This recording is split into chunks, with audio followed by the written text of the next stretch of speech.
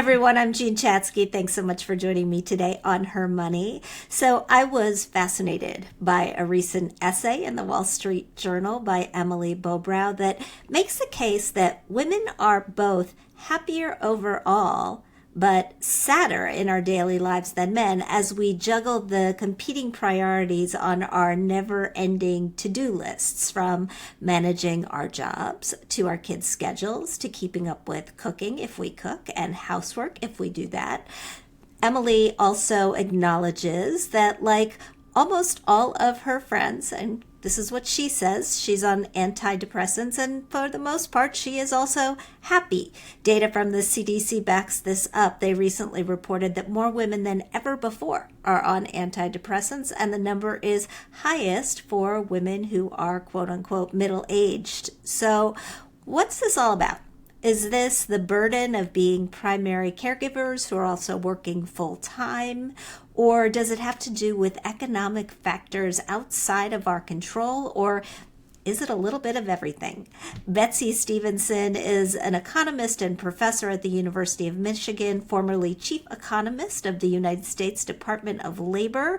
She has conducted groundbreaking research into a lot of this. She spent years digging into why women's happiness has been on the decline, despite the fact that it seems like we have made some strides for women's equality despite the occasional setback. And while we have her, we're also going to do a mini economic check-in now that we're 4 months, can you believe it, into 2024. Betsy, welcome to the show. Thanks so much for being here. It's great to chat with you today about these issues, both the economy and women's well-being. So let me just acknowledge that I am a fan. I'm a fan of both your work, but I'm also a later in life fan of economics, despite the fact that I got a C in it in college to my chagrin. It was the first C I'd ever gotten in my life. I was actually horrified. But one of the things that fascinates me about economics and economists is that you can pretty much study anything. There is always an economic tie. You're a labor economist. What made you go down that road? I love that you started here because I think the whole thing really connects together. Economics is a study of really how people make decisions given all the constraints they face in the world, right? So a lot of people think, economics has something to do with money. It doesn't. Actually, money is just a measuring tool, right? It's like saying architecture has to do with rulers.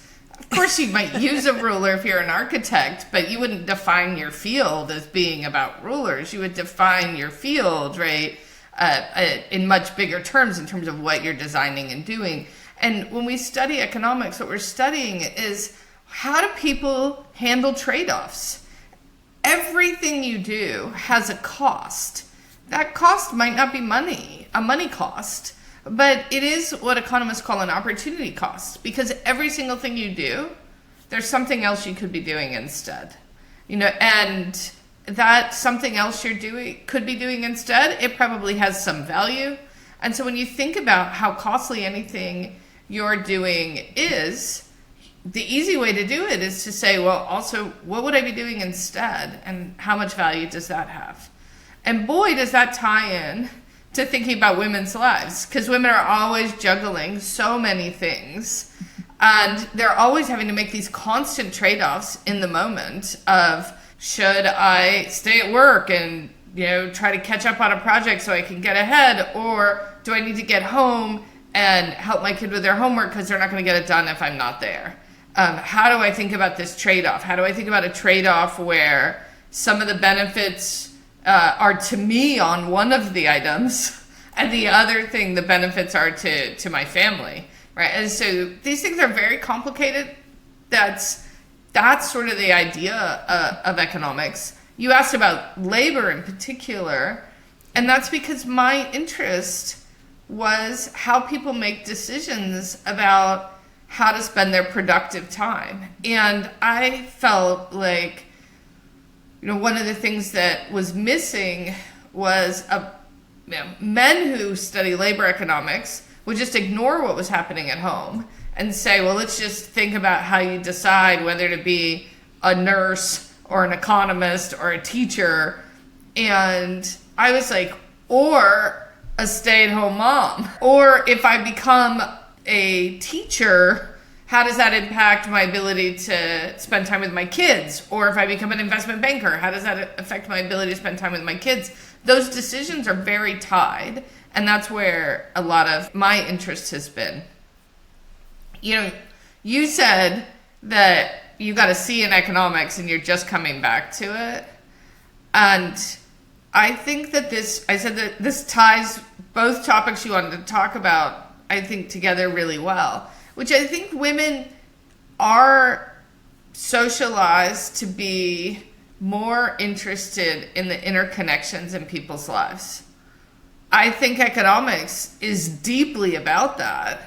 But I think that a lot of the men who are teaching economics, perhaps whoever taught you economics, somehow forgot to tell you about all these rich people's lives that were behind maybe the graphs they were drawing, the concepts they were teaching. In fact, some economists just washed over the people so much that when they would talk about businesses, they'd refer to something like a widget, which is a nonsense word. Yes. Right. And how are you supposed to relate when you're talking about nonsense things? There are real people's lives that we could talk about. That's interesting. And I think when we get that into the economics, people of all genders can come more alive to the subject.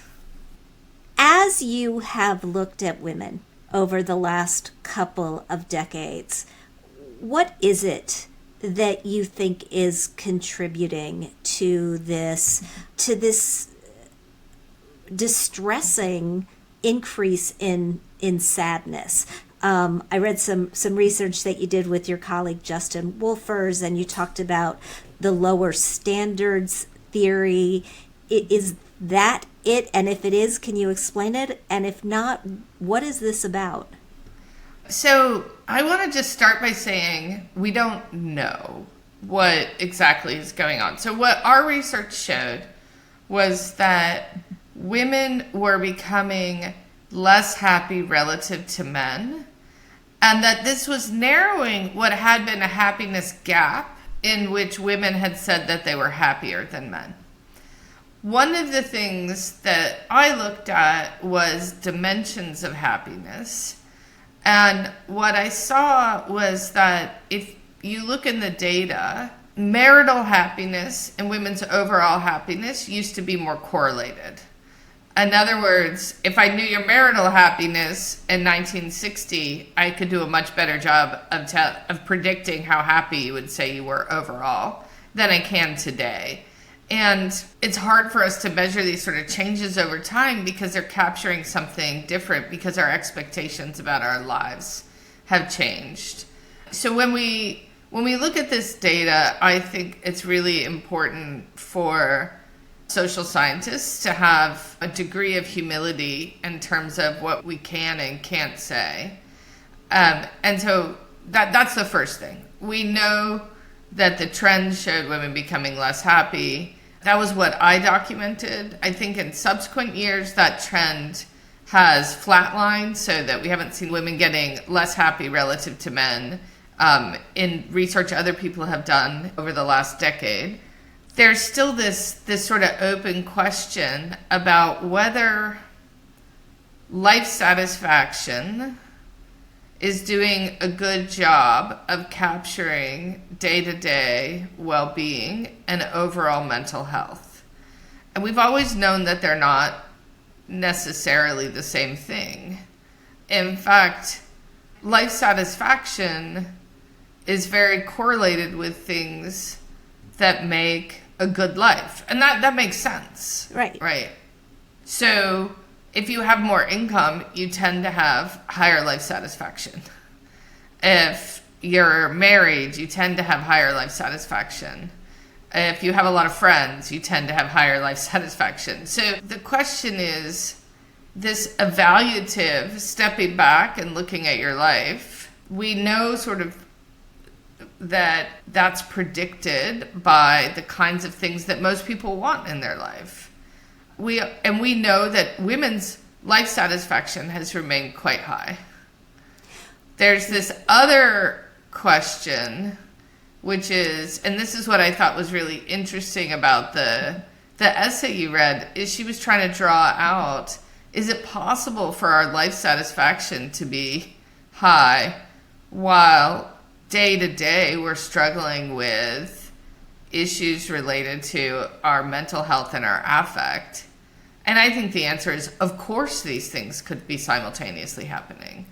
As we look to sort of puzzle it together, and the way when you talk about the day-to-day research versus sort of the overall research, I'm reminded of the research on money and happiness, because there's been that sort of a take as well, that the short-term picture may be slightly different than the long-term picture.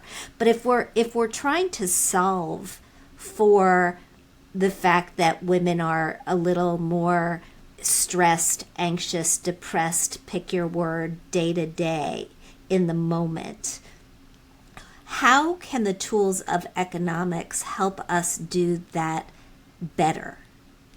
Before I answer that, let me step back for a minute, because I have been very deep in that research on overall income and happiness and well-being. And so I think it's really important for people to realize that the data is unambiguously clear that more income leads to higher life satisfaction and higher well-being in a lot of different ways. But there are a couple of things that you want to understand. One is that relationship between income and well-being is between the log of income and well-being. Okay, that sounds technical. Why do I bother to say the log? It's about percentage changes in the income. So it means that if I get a 5% increase in my income, I'm going to get the same amount of increase in my overall life satisfaction, no matter how much income I have.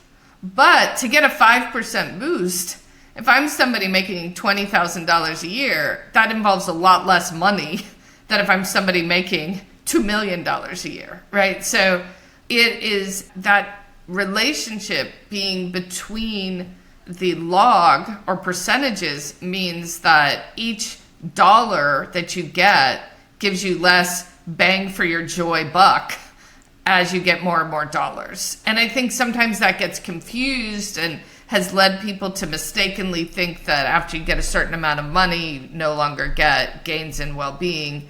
You do. It just takes more and more and more money to get the same gain in well-being. Sometimes I'd present my research on this and people would say, oh, okay, so I should take the job that's going to pay the most. And I'm like, no. That's not what the research is saying. It's a correlation.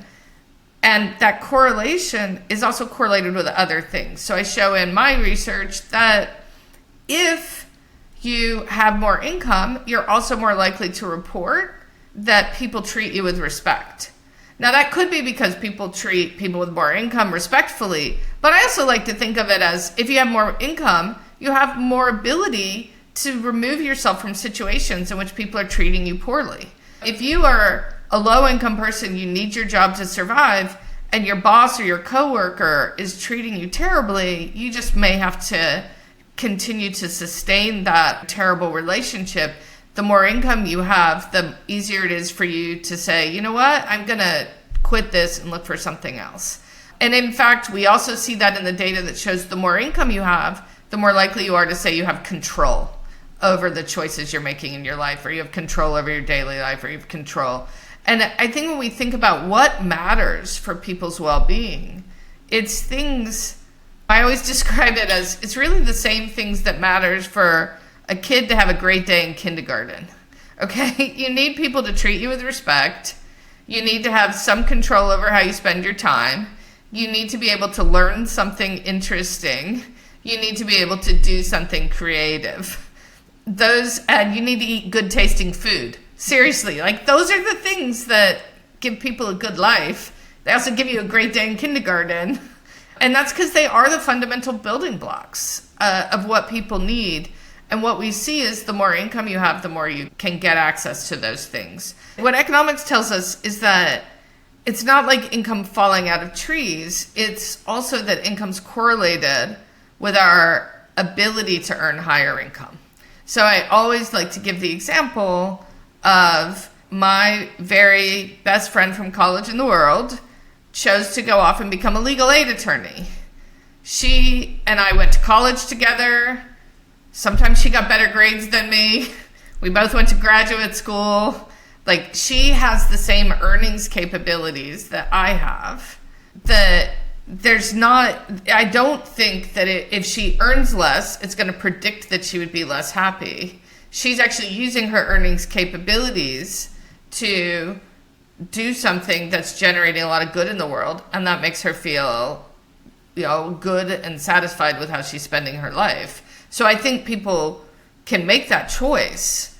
But what we see is that on average, the more people can earn, the more their group of people do earn on average, right? So what I wish we could measure was not your actual earnings, but your earnings capabilities given all of the things that are at your disposal, your education and your training and your interests and your financial situation and your ability to make investments and all of these things that determine what your earnings capability could be. Because I think at the end of the day, the relationship between income and well-being is a relationship between potential income and well-being.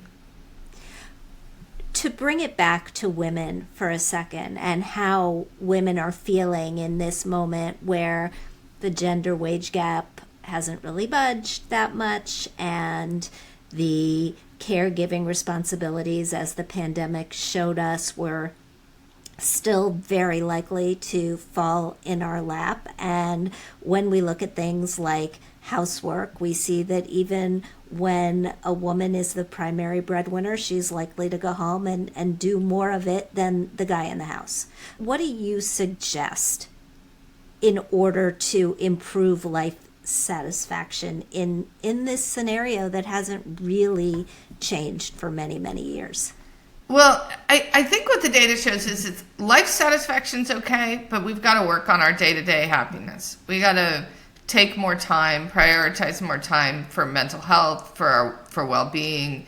And that might mean that, we sacrifice achievements or career goals or the things that I just said are correlated with life satisfaction and focus more on day-to-day well-being. I really believe that the great tragedy of the Barbie movie not being nominated, the director not being nominated for an Oscar for directing, is that movie is one of the best social commentaries I've seen in a really long time.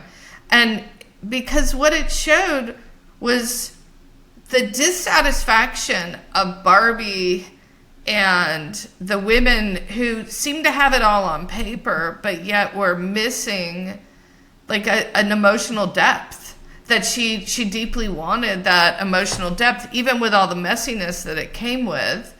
And that the problem in the real world was her female counterpart in the real world, no matter what you do, always felt like still coming up short. And yet constantly striving, if I just do a little bit more, maybe finally I will feel like I'm getting my full credit. And I think almost every woman out there has had that moment of just like, it's never enough.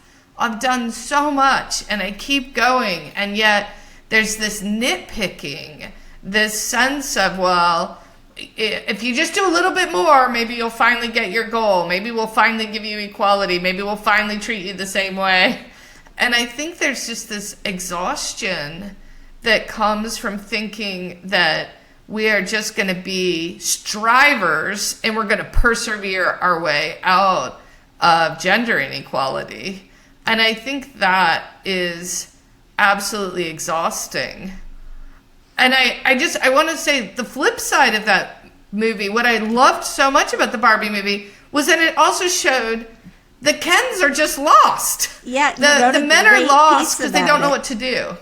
You wrote, I was going to ask, because you wrote a great piece about working men, and that working men too who are in their own throes of a crisis can learn a lot from what happened in that movie. And the America Ferrera speech, by the way, totally made me cry because I could relate. It made me cry both times. I think that speech, particularly for women of a certain age, right? Because I remember talking to my 13-year-old niece who was like, I don't get it. I was like, I'm so glad, and I hope you never do. But if you've been out there just striving since you were 13 and trying to figure out, like, what do I need to do? What more can I do? It was a speech that made you cry. And it made me cry. I love the fact that she didn't leave out the fact that men are in their own crisis. And theirs is a crisis of having fallen off a pedestal, that they can still see the pedestal, but it's gotten harder and harder to get back on it. So there's all these, we still see a patriarchy that delivers unfair benefits to men.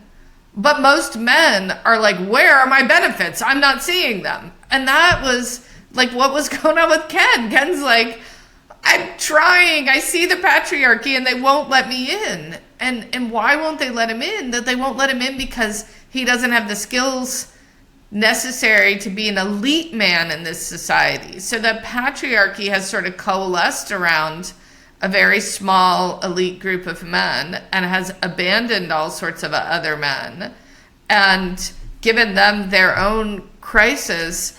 I think that it would be good for the mental health of men and women if they could come together. But we've seen this problem in the data. So we can move from talking about movies to talking about facts. We got men who don't find work but won't do childcare.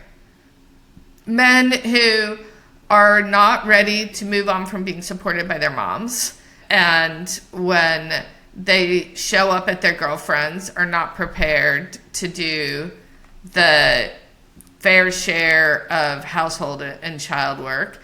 And yet they're not trained and able in this labor market to be like a breadwinner who supports an entire household.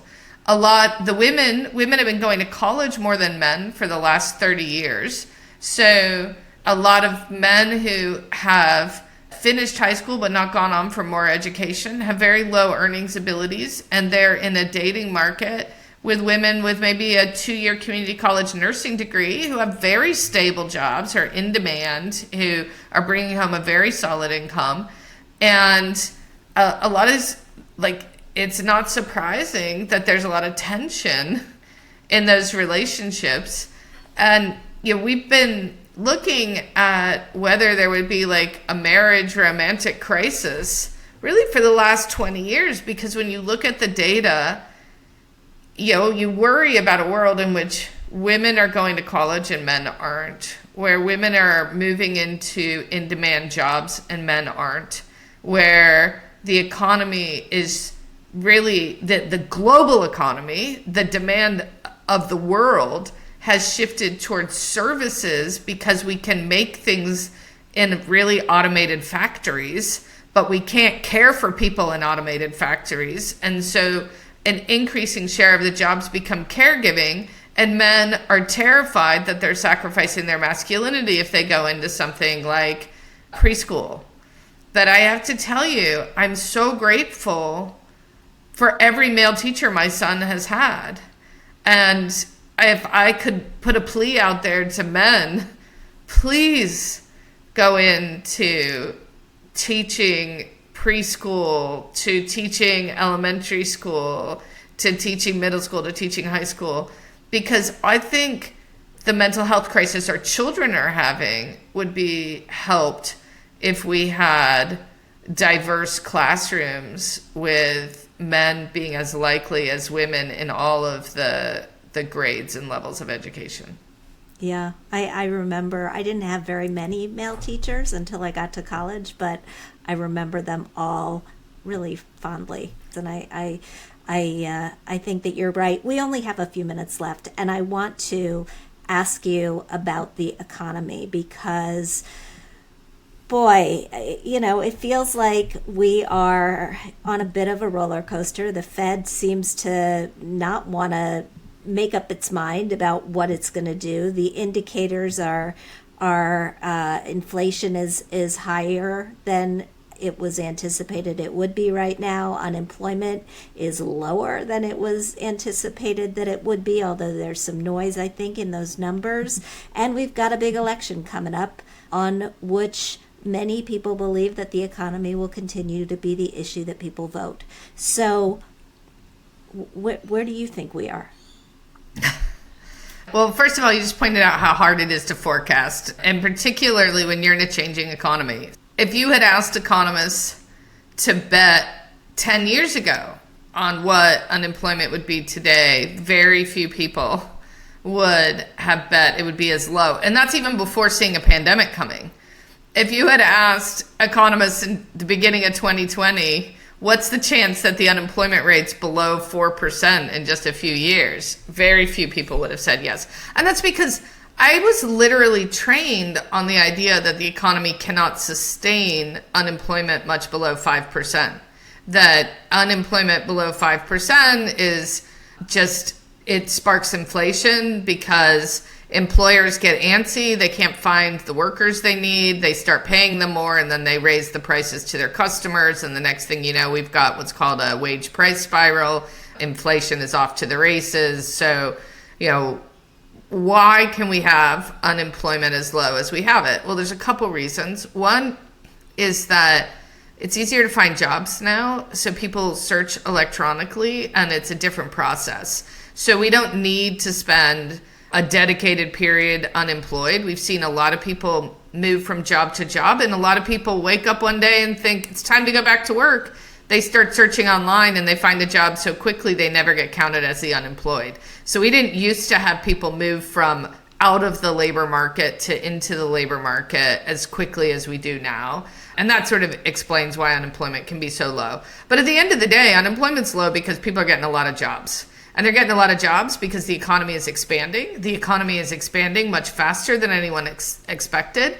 A big reason the economy is expanding is because people are starting new businesses, and they open a new business and they go to hire, and they can find people to hire. And the reason they can find people to hire is because immigration has picked up in the last year and a half. And as controversial as that immigration topic is, I have to tell you, if we hadn't had the immigrants coming in and over the last year and a half, something would have had to give. We wouldn't have been able to expand as quickly because there's just not, it's not like there's a bunch of Americans who are at home thinking, I'll enter the labor market as soon as there's fewer immigrants around.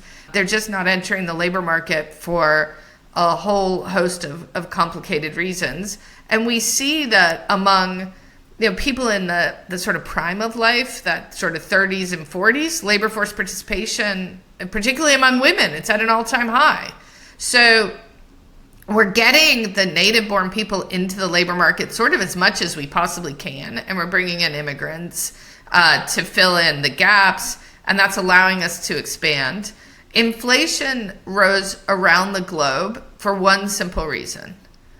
Our demand for goods and services recovered faster than our desire to go back to work, and our factories and our production of stuff could recover. And that happened across the globe. Everybody was ready to go back to buying stuff before they were ready to go back to work. And when you have demand greater than supply, economics tells us exactly what's going to happen. Prices are going to go up because you have to figure out how to allocate the limited supply. Think about what happened to cars. People wanted to buy cars. There weren't cars to buy. A lot of dealers decided that they would strip away the incentives. They would raise prices. And then there was also queuing. This is exactly what economics expects when demand outpaces supply. But there's another thing we expect. We expect everybody to be scrambling to try to find more to sell because prices are so high. And that's what we've seen, inflation coming down, not just in the US, but around the globe as supply has recovered.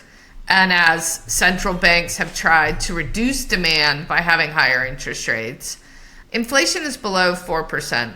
And I think the primary problem is not where inflation currently is, but that people are still adjusting to the new level of prices that we're at because of the higher inflation over the last 2 years. So you go to the grocery store and you're like, they want how much for hot dogs? And it's still a little bit of sticker shock. And prices don't ever really come back down, like once we've sort of inflated up. And they don't come back down because our wages also inflated up. So if we wanted to cut all those prices in the grocery store, we might also have to cut the wages of the workers. You ask yourself how likely you are to stick with your job if your boss comes in and says, to fight inflation, everybody's going to get a 5% cut in their wages so I can cut prices across the board 5%. Nobody's going to like that. And that's why prices don't come back down. But what we can hope for is that they stop increasing at a noticeable rate. But I think the challenge in this presidential election is that when prices are increasing 2% a year, most people don't notice. But it turns out that when they were increasing 9% and 6% and 3% and 4% a year, everybody's eyes are on the price increases. And so I think they're even going to be seeing 2% and being annoyed about that. And I think it's going to take several years for people to get past the shock of this inflationary period. And it'll probably shape how they see inflation for the rest of their lives in the same way that the 1970s inflation shaped how that generation saw inflation. So the bottom line is the economy's really strong right now. Inflation's pretty much under control, but how we feel about it, we're still processing those emotions. Betsey Stevenson, wow, you're fantastic. I wish that you had been my economics professor because I gotta say, I knew exactly what was gonna happen when demand went up and we didn't have the supply. That far I got, but I never really got the part about the people, and I wish I would have gotten it sooner. Thank you so much for doing this. I hope that you'll come back again. Where can our listeners find you and more of your work? Well, I am on Twitter at Betsey Stevenson, and so they can find me there. And I'm a columnist for Bloomberg, so they can always look out for my columns. Excellent. Thanks so much.